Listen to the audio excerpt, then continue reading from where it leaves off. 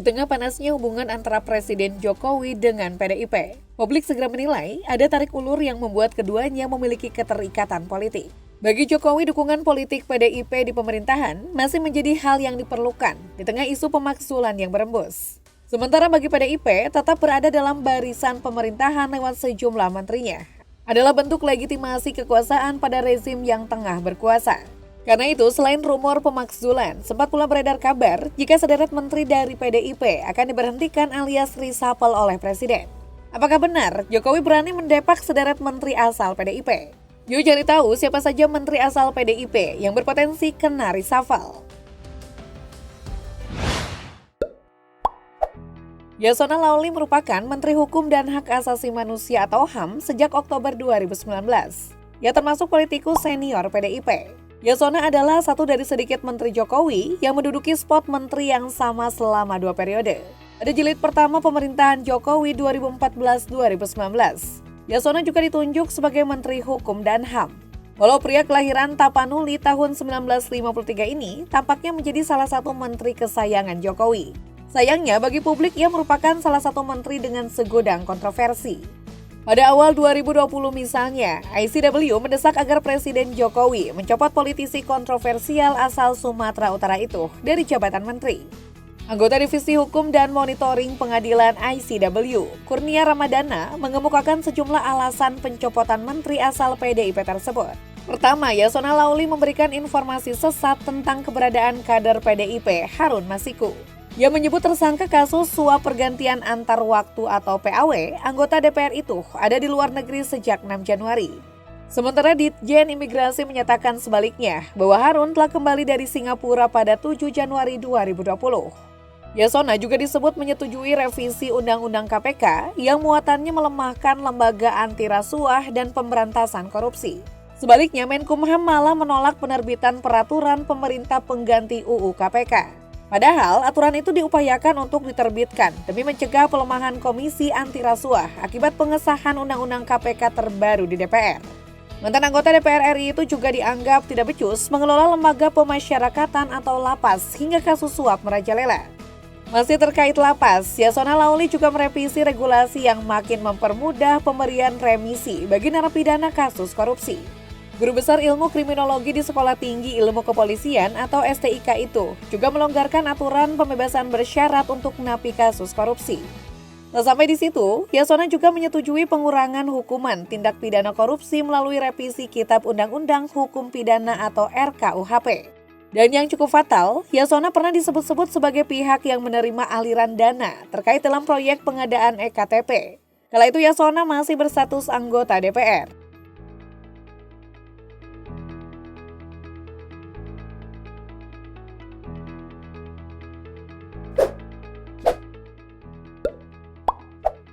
Tri Risma Harani atau Risma merupakan Menteri Sosial yang dilantik Presiden Joko Widodo pada 23 Desember 2020 dalam reshuffle Kabinet Indonesia Maju. Menteri Risma menggantikan Juliari Batubara yang tersandung kasus korupsi bantuan sosial atau Bansos. Meski kerap menjadi rujukan pemimpin berintegrasi dan cerdas, mantan Wali Kota Surabaya ini juga tak lepas dari sederet kontroversinya, terutama kerap naik pitam saat melakukan sidang. Ia juga pernah mengancam akan memutasi ASN ke Papua hingga memaksa seorang difabel untuk berbicara. Aksi lain, wanita 62 tahun ini yang tak biasa dilakukan oleh pejabat misalnya, turun langsung memadamkan kebakaran, mengatur lalu lintas hingga menyapu makam Syekh Burhanuddin di Pariaman. Pada 2023, aksinya kembali viral setelah bersujud di hadapan salah satu pengajar SLB di Kota Bandung. Hingga politikus PDIP itu terlihat mencuci mobil dinas Kemensos. Pada sempat digadang-gadang bakal diusung PDIP pada Pilpres 2024. Sayangnya pada musim pemilu ini, sosoknya jauh dari pemberitaan hingga disebut sudah kehilangan popularitas. Walau begitu, selama menjadi menteri, Mensos Risma kerap didapuk sebagai salah satu menteri berkinerja terbaik.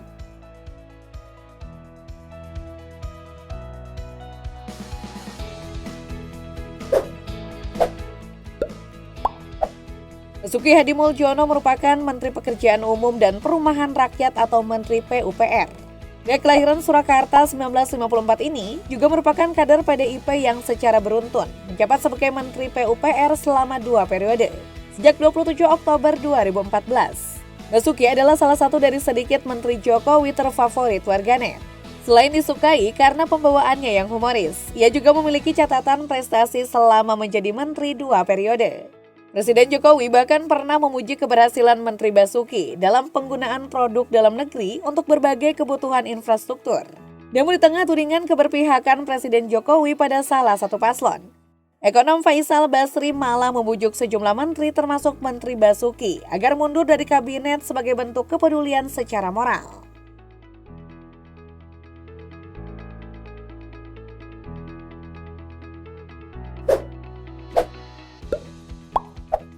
Igusti Ayu Bintang Darmawati adalah perempuan asal Bali kelahiran 24 November 1968.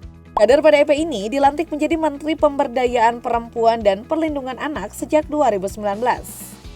Finalis Putri Indonesia 1992 perwakilan Bali ini adalah istri dari anak Agung Gede Ngurah Puspayoga, yang merupakan Menteri Koperasi dan UKM atau Usaha Kecil dan Menengah Kabinet Kerja Jokowi Jilid Pertama. Mantan atlet tenis meja ini bukan sosok menteri yang menonjol di liput media ataupun disorot warganet.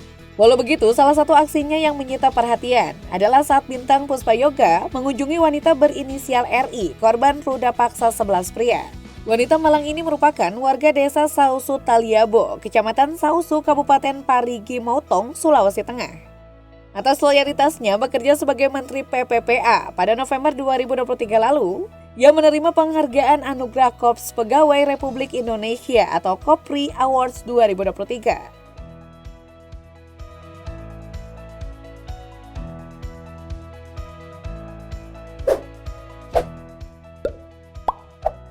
Teten Mas Duki merupakan Menteri Koperasi dan Usaha Kecil dan Menengah atau UKM sejak 23 Oktober 2019 pada Kabinet Indonesia Maju. Pria kelahiran 6 Mei 1963 tersebut adalah seorang aktivis anti korupsi ex-pimpinan Indonesia Corruption Watch atau ICW sebelum bergabung menjadi kader PDIP. Sosok Teten sebenarnya telah berada di lingkaran dekat Jokowi sejak masa kampanye Pilpres 2014. Dalam tim sukses Jokowi Yusuf Kala, Teten Mas Duki menempati posisi sebagai anggota tim relawan. Ia pun kemudian menjadi anggota tim transisi ketika itu. Setelah Jokowi terpilih, Teten kemudian masuk ke lingkaran Istana Kepresidenan dengan menjadi staf khusus kabinet. Tak lama setelahnya, Teten naik level menjadi Kepala Staf Kepresidenan menggantikan posisi Luhut Binsar Panjaitan. Beberapa pihak pun menyayangkan dan mengkhawatirkan integrasinya akan tumpul sebagai aktivis anti korupsi setelah dirinya masuk dalam lingkaran kekuasaan.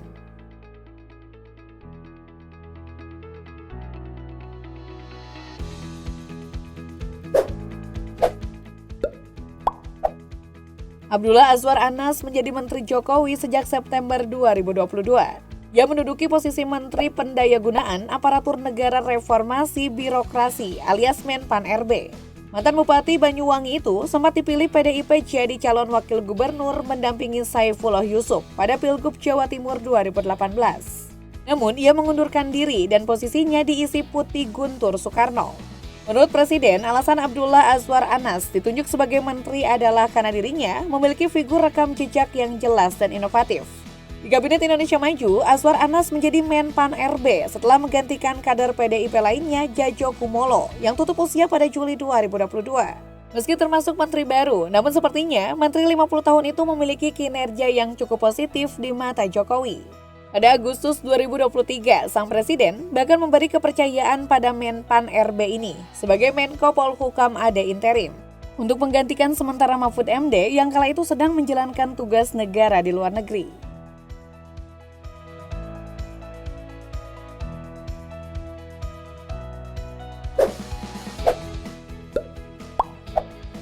Pramono Anung menjabat Sekretaris Kabinet atau Seskap selama Jokowi menjadi Presiden RI. Itu artinya kader PDIP kelahiran Kediri ini sudah tampil sebagai Seskap sejak 2015 hingga sekarang. Ia pun mendampingi Jokowi dalam Kabinet Kerja hingga Kabinet Indonesia Maju. Pria yang sekaligus bapak kandung Bupati Kediri Hanindito Himawan Pramana itu sebelumnya menjadi Sekretaris Jenderal atau Sekjen PDIP 2005-2010. Sebagai Sekretaris Kabinet sekaligus kader PDIP, Pramono Anung adalah pihak istana yang secara resmi membantah retaknya hubungan Presiden Jokowi dengan Ketua Umum PDIP Megawati Soekarnoputri. Isu itu kemudian memicu rumor lain yang menyebut Pramono Anung akan mundur dari kabinet Jokowi. Ketua DPP Partai Demokrasi Indonesia Perjuangan atau PDIP, Puan Maharani, menampik rumor itu. Ia memastikan Sekretaris Kabinet Pramono Anung tidak mundur dari jabatannya.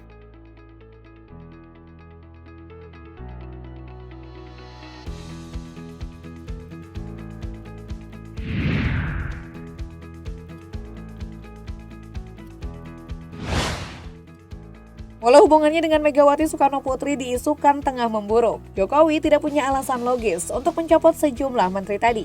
Apalagi putusan itu tidak populis dan bisa menjadi celah pembentukan opini negatif bagi Jokowi dan anaknya Gibran Rakabuming Raka di tengah kampanye Pilpres.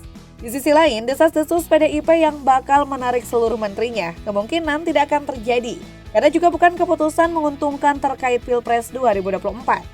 Untuk sementara hubungan PDIP dan Jokowi akan stagnan dan menggantung. Kemungkinan hubungan mereka akan berujung terang dan dinamis pasca terpilihnya presiden yang baru pada Oktober mendatang.